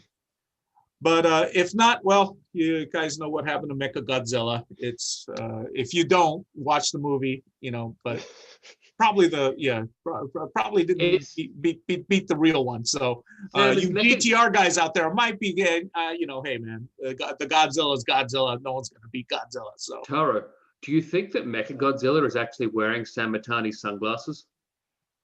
They are orange. So I'm just saying. Well, hey man, if I had $3.5 million to spend, I don't think I would buy this car. But if I was a billionaire, maybe, who knows? I'd rather get that Singer off-road. Well, that we just saw. That's a great question there, Taro. I mean, yeah. Which one would you get? Pagani Huayra or Zonda Sankar. Okay, but what if it was between these two? I would go with the Singer because A, I still love Porsches. B, everything that he touches is a masterpiece. And I don't even like it. My car's dirty, but that car is a bloody work of art. James? I mean, I'd get just a regular Singer for £500,000, and then I'd have £3 million left in the bank, so I could buy other things. That's not how this game works, James. I've just changed the rules. I've just changed the rules. I've just stepped outside the box. Change the rules. It's too late, Sam. I already did it. I hate to say this, but we don't be the Donald Trump of this podcast. You can't change the rules. You can't overturn the rules here. I mean, with this point, with the hypercars that are coming out that are electric based, that are all basically the same. I mean, the Owl, the Rimac number 2 that's coming out, the Lotus, they're all basic. The one from the Pininfarina, they're all essentially the same car, sub 2,000 horsepower, $3.5 million, all accelerate to 60 in about the same time. It's just picking whichever marketplace, I mean, they're all hitting the very, very similar points. So but this one looks like it can go forward and backwards. Well, Fast. Yeah. I mean, but I have to admit, I really, for a non-car company, this car really looks, I think it really looks, it's a good looking car. I mean, it's a good looking car, but I prefer to buy it from a design house. So I'd probably want to go with Pininfarina, or I'd probably want to go with British Racing Heritage, even though it's not British anymore, in regard to Lotus for the same car. But Hey, it is a pretty car. Hey, Craig, which cars, not limiting yourself to these two, which cars would you put in your garage in the, the super hypercar genre? You mentioned a couple. I'm a big Pagani fan. Wow. I'm a McLaren fan. There's a couple of Aston Martins I wouldn't mind having. But the Pagani, huh? Pagani, man, just that Mercedes motor and those things is just absolutely sexy. It's a car that I just like everything about it. But I want to see how much traction this car gets, as they get delivered, because it is really striking looking. I mean, like it does. It looks like a vintage LMP car from this angle. From this angle here, it looks like the Porsche GT1 LMP car. You know what? I was just thinking about a GT1, car. So a little reminiscent of the Nissan R390. Yeah, that too. Yeah, the same obligation car. That's what it. Yeah. That's what it's. And what's awesome is it looks like it's a left-hand drive, which is, although it's Japanese and it's in Osaka, they put the steering wheel on the correct side. I like that. And it's Japanese made, so we know it's going to be good. We hope, it won't break. So we hope. So, but it is Osaka. I will say that the seating position is very unique though in this car. It is. I know. Your legs are way up. Look how high the legs are, and I think it's almost like Formula One seating. So it must lie down in the. It would. I will say it would be very difficult to get in and out of this car. Yeah, it would. And you probably won't get in if you had like a big old pot belly or something. Well, it's not that, but then you always, whenever you bring your feet out of the car, you're always going to have that little spot with the scuff, with your shoes, with dirt on at the same time. Same spot every time you go in and out of it. And you're going to do your best to miss it, but you'll always touch some portion of it. Yeah, you got to scoot your butt in. You got to go in from your butt, but it is also, there's a lot of head space there, so you probably won't hit your head. It's going to be the drop in. It's always going to be one of those ones where you're like, I appreciate that, but I just think it's just the practicality of having, obviously. But then we're talking about a $3.5 million. You're not gonna. This isn't. This is. Well, it's a Japanese. It's a Japanese car, so you're gonna take your shoes off, right? And then you're gonna put your butt in, and then you're gonna slide your legs through. Well, then where do you put your shoes? You're gonna have slippers on the inside of this? Your toilet slippers? Is that what you're saying? There's a little section to put your shoes. Oh, is that what the section is behind the screen there? Is that where your shoes go? Yep. Yeah. Okay. Yeah. What were you gonna say, Craig? The seats incline like they do in the F-16 fighters, so you can withstand more G's. But I'm trying to figure out how the heck you get your size 10 American feet underneath the dash and above that the thigh support. More important than that, Craig, though, is what someone else in our panel here is really concerned about. There is no cup holders for that giant coffee that they need in the morning. There is no cup holder. Where are you going to put your coffee? I mean, when you do your Starbucks run, where are you going to put that coffee? There's always aftermarket, James. Yep, that's true. Yeah, that's true. WeatherTech makes a nice little coffee cup. Built into their floor mats. So, anyways, you guys, we all love the Porsche. What do you guys think about this $3.5 million, very, very niche specialty car, only 50 in the world? You guys like thumbs up, thumbs down? Don't care? Thumbs up for me, Sam. I need to see Supercars Blondie's review of it, and then I'll give my opinion. Okay. Taro?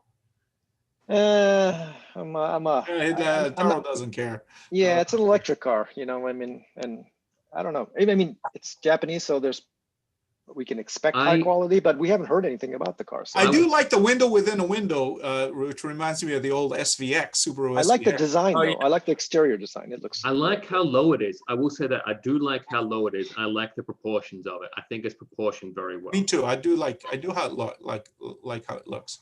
Okay, well, anyways, going from that, then we'll go to the next car, which we thought could originally be the Godzilla for the new age, which is the NSX.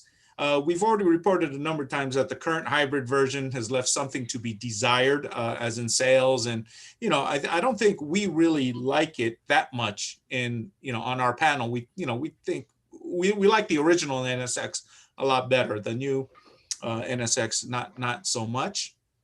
Is that correct, guys? Absolutely. Yeah. So Craig, what do you think about the current? Yeah, NSX Craig, before that's a great take, Craig. I'd be really wondering what you think about the NSX out right now. If I'm looking at the NSX, not this one. This is a concept. Ignore this one. This one's just out there for my report. So my nephew sells them at a dealership. He's a GM at a dealership in a different state. I like what they've done with the car. It's a high quality car. It just lacks something. I can't quite put my finger on it. That's je ne sais quoi. Yeah, je ne sais quoi, huh? Yeah. But this looks like they're moving and chasing the nouveau riche, the typical Huracan owner with the bright colors and the aggressive lines and so forth. It looks a little convoluted with all these little stripes. It's like a combination of a Subaru. Yeah, but Craig, don't comment on this car. What do you think about the car now? That's it. It's just missing something. It's just missing something aesthetically. I haven't driven one on a track, so it would be unfair for me to give you like a full kind of report or opinion on it. I like what I see. It just doesn't excite me enough to say, hey, if I ever got rid of my GT-R, I'd be giving that a serious look. Okay. All right. Yeah, no, I'm totally with you too. I would take the R35 with that right now too. Okay, so our Otaku Ninjas have said that that Honda is going to be going full EV with this supercar for 2025, as everyone else is, and as we've just talked about that, with the CAFE rules. And so the NSX will be full, not a hybrid, but full EV in 2025. Our ninjas also say that Honda is aiming to make this next NSX a better performer than the Porsche Taycan. So right now, that's their standard. That's what that's their measuring stick. They want to outperform the Taycan. And so we asked our friends at Beskar to give us what they have visually, and they came up with what this car is. Which, Greg, if I'm going to ask you to kind of comment on what you thought of the looks of this car, because I totally agree with what you said. But it does look, to me, it looks like something from like Mars Attacks or something. But I think it looks better than the car that's out now. As of now, we have no reliable specs as of yet, but the ninjas do say that it's safe to expect something in the range of 500 to 625 horsepower with all-wheel drive and a range of about 200 to 300 miles. So no price as of yet. It'll probably be right around the Porsche Taycan neighborhood, just because that's the car they're going after. But yeah, Craig, I'm going to start it with you. What do you think about Porsche Taycan performance in this package that you see in front of you? When you say performance to you, does that include a range? Because range anxiety. Yes. Range also, of course. Okay. Well, 200. When they say 200 to 300 miles. Yeah. When they say that really means 100 miles, because if you step on the gas. Yeah, it depends on how fast you're going. But yeah. So I'm just curious as who's the customer of this? It's not a former Prius owner. Who's going to want a supercar that could go maybe 100, 150 miles quickly, and then you got to take it home and charge it again or whatever? Well, I mean, who's the Taycan owner, right? I think the people who are buying gasoline engine. Anyway, we'll get off that. We'll get off that point. I think that the styling is a bit of an issue for me. This is probably just a concept. So exactly, yeah. So we can't really. And I have to see the interior and drive it and all that kind of stuff. Like I said, this one doesn't light me up any more than the last one did. But I need to see it in person, because, as you know, a lot of times you see these cars, just renderings and so forth, and then you see them in real life and they actually look a lot better. So yeah, I agree with you. But do you think Honda / Acura is doing the correct thing by going all electric and actually going after the Porsche Taycan, or should they stick with hybrid? Should they even call this an NSX?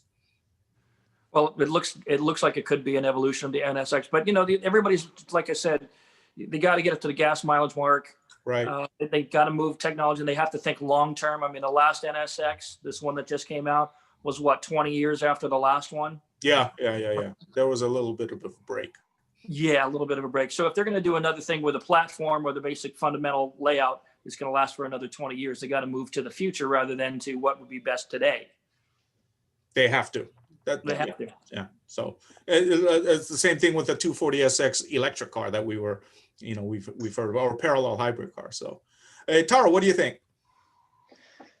Of this car? Well, I mean, of the NSX and NSX evolving into something like this.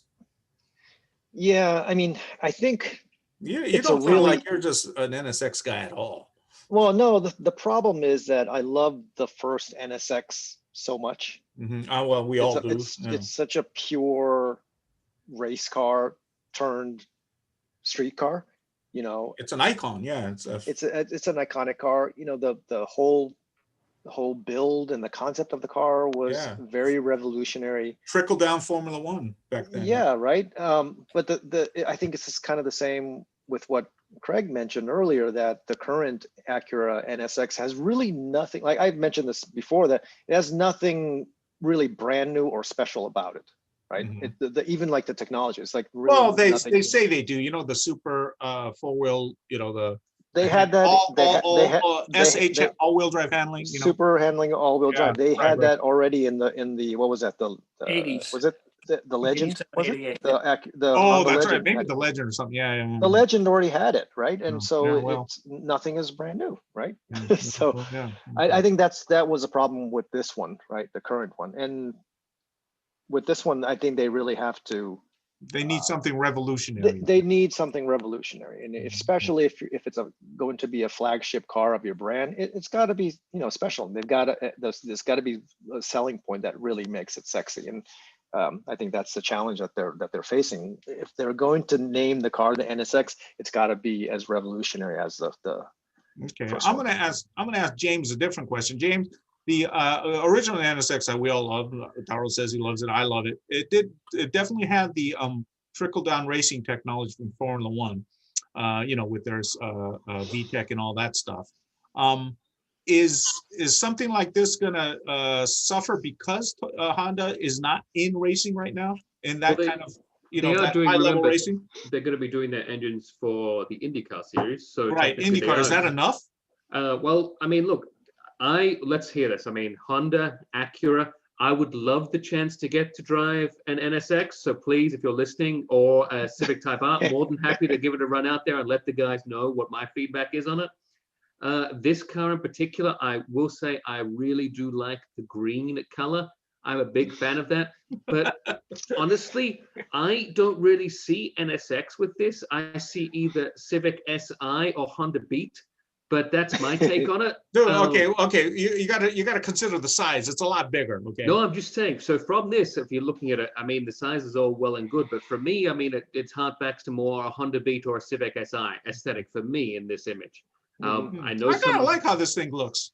I mean, there's nothing wrong with this whatsoever. I mean, the wheels are a bit not for me, but everything else looks. I mean, it looks like it's taking the styling. You could see the cues on the Civic Type R on the front there. I like the idea of that rear wing, sort of harks back to the current model NSX there, and the twin colors is sort of something that sort of makes it more expensive. But look, Honda, Acura, I'm here to spend some time in the cars. Please let me do it and let these guys give some feedback on some real world driving. Okay, my take on this is if this car actually really did have Taycan-like performance, I would probably be in the market for this thing. I love Porsches, but I don't like how that Taycan looks right now.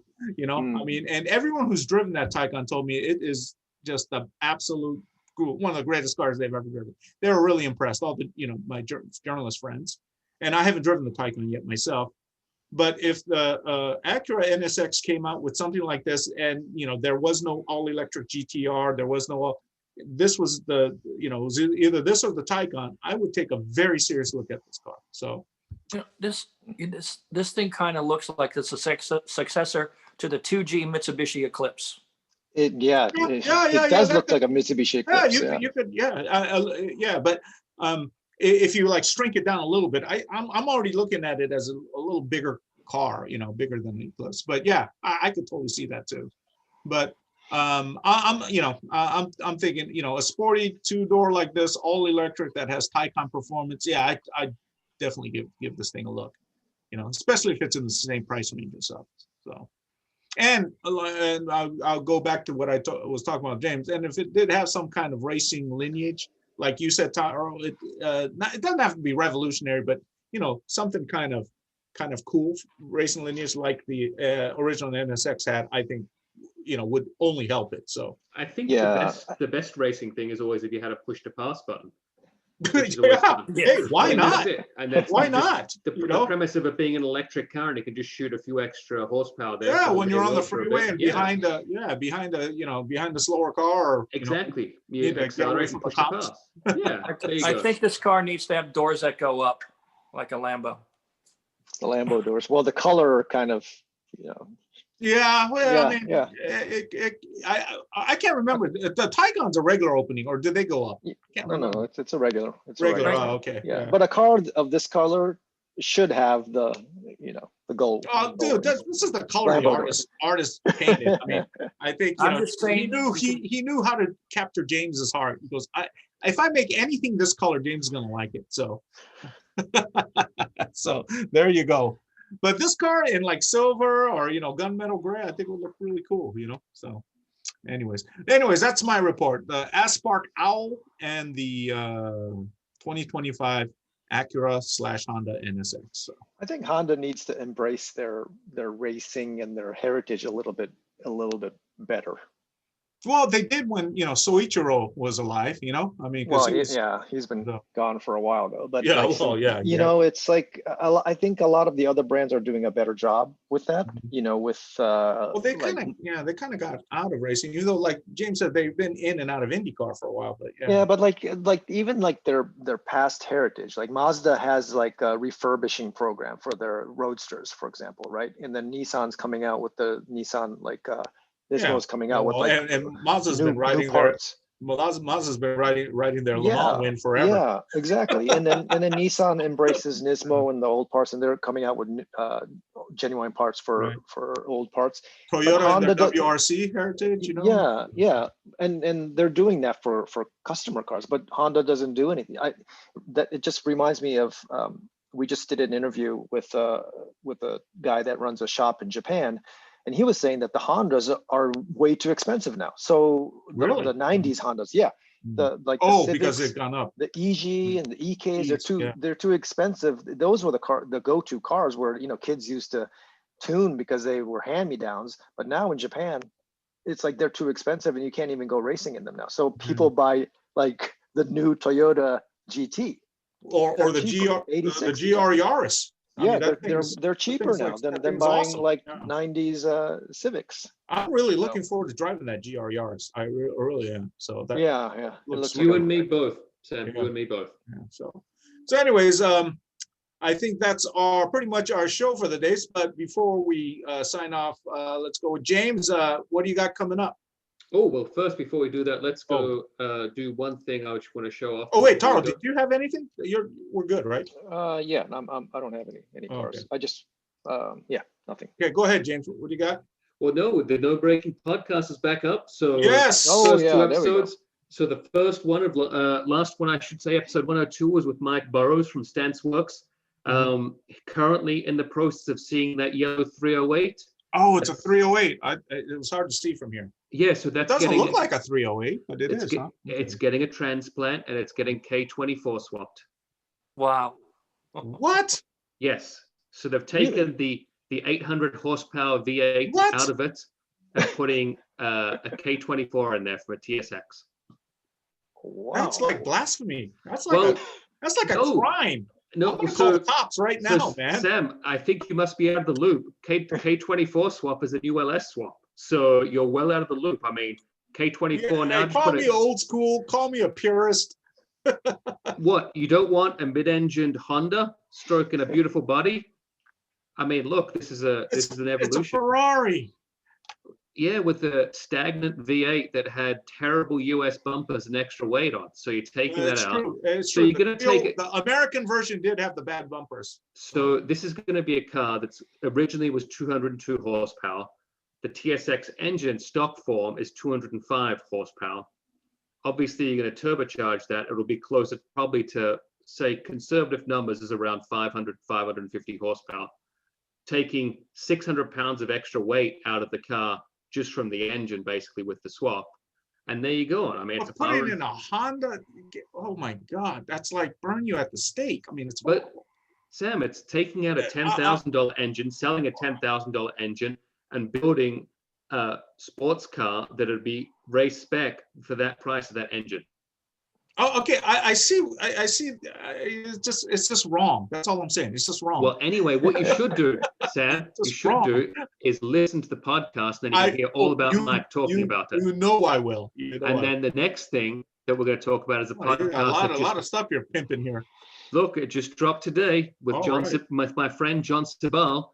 Also, people want to listen back in our original talk with John Sabal with RJ Devereux. I thought it'd be a good time to bring that one up too. So you can also check out No Braking for episode 103 with John Sabal. Awesome.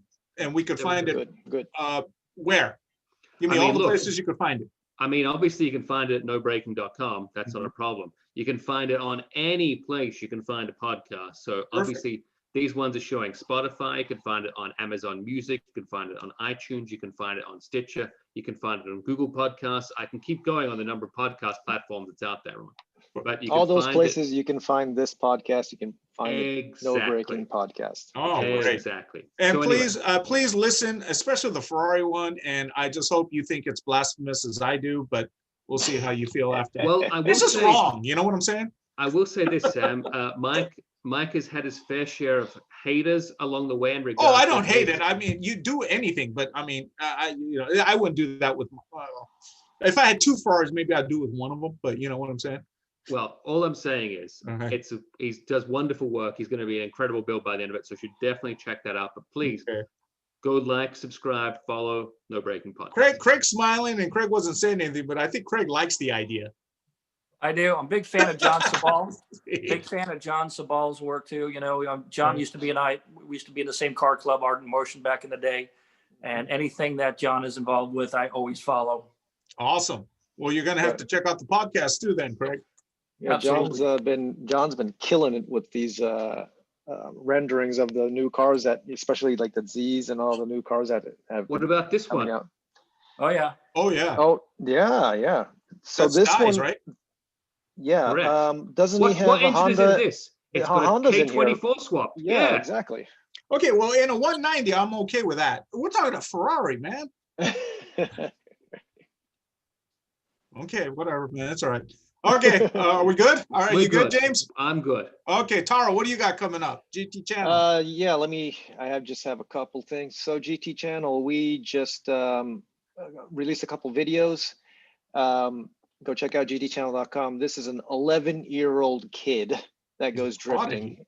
Okay. Yeah, this kid is really good. He's the son of Minowa. He drifts in like D1 and Formula Drift Japan. Like the Mozart of drifting? And his kid, yeah, dude, this little kid can rip.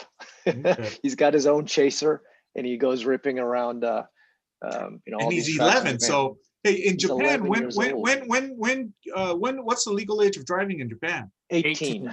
Oh, but I mean, Minowa is quite handy behind the wheel. Let's not be honest here. So his dad's a good teacher. Yeah. Well, yes. Yeah, and it's funny because he's like, "Who's your favorite driver?" And he's like, "James Dean." Well, you know what? With the mask, they really look alike. You know. So yeah, eyes look alike. So yeah, and then we also just released a new video. We visited Fujitsubo. Exhaust systems. Yeah, so we had Captain Bradford. He visited Fujitsubo exhaust systems, learned how to design new. Look at him coming through the door. How to scan mufflers and design computer aided design exhaust systems. And so this one's already out on GT Channel as well. So go check it out. It's a good one. Awesome.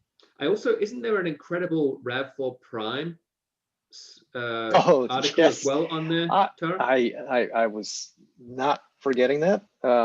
He, In our he article- forgot about it, James. In our article section, we do have a RAV4 Prime review. Oh my God, who wrote that? By Mr. James McKeon. Yeah, and we also have a couple micro moments videos Awesome. here with the article that supplements the wonderful writing by Mr. McKeon. And God, it's lovely long. photos as well, all shot originally by James. Originally by Toyota, yeah. Yeah, those are James photos. Come on. So, I know. Look, So I'm just trying to stay safe with COVID, Sam. That's what I'm saying. I want Exactly. you to stay safe. Safety Don't first. I don't want you go to and stay shoot safe. pictures. Just use the press photos because Yes. they're just as good. Yeah. Cool. Craig, is there anything you need to pitch, pump, pimp? Oh, just go into my YouTube channel and go through the libraries. If you have questions about any of the cars or how we did anything with the Fast and Furious movies, constantly adding one about a week. So I'm a one-man show, but there's a lot of good information. I have an Instagram page as well, so I do post there periodically. that, I can be reached there or through my website, fastandfuriousfacts.com. Awesome. And Craig, we really appreciate you hanging around and everything and joining us for sure today and sharing us all the cool kind of behind the scenes, stories with Fast and the Furious and stuff. Congrats on the 100K subscriber. Too. Yeah, Good exactly. job. That too. So Thanks to all the fans. If you guys ever want to get together and do some projects, let me know. we definitely will. So, okay, well, that's it. Thank you guys. That was our first official podcast for 2021. More on the way, right, Taro? Of course. Of course. So we will see you in a couple weeks. So goodbye, good luck, Podspeed. See you later.